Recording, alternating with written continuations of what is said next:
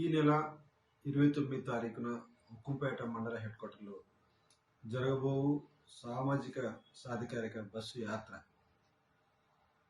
సభను విజయవంతం చేయాలని చెప్పేసి వైఎస్ఆర్ కాంగ్రెస్ పార్టీ కుటుంబ సభ్యులందరికీ, వైఎస్ పార్టీ నాయకులందరికీ, వైఎస్ పార్టీ అభిమానులందరికీ పేరు పేరున నేను రిక్వెస్ట్ చేస్తున్నాను. ఈ సభ విజయవంతం చేయాలి. ఈ సభకు పార్టీ పెద్దలు వైవి సుబ్బారెడ్డి గారు, మన కోఆర్డినేటర్ గారు దగ్గరుండి పర్యవేక్షిస్తారు. అదేవిధంగా డిప్యూటీ సీఎం రాజేంద్ర గారు, మరొక డిప్యూటీ సీఎం బోడి ముత్యారెడ్డి గారు, మంత్రి అమర్నాథ్ గారు, మరియు పార్టీ పెద్దలు ఇంకా పార్టీ బయటకు రాబోతున్నారు. కాబట్టి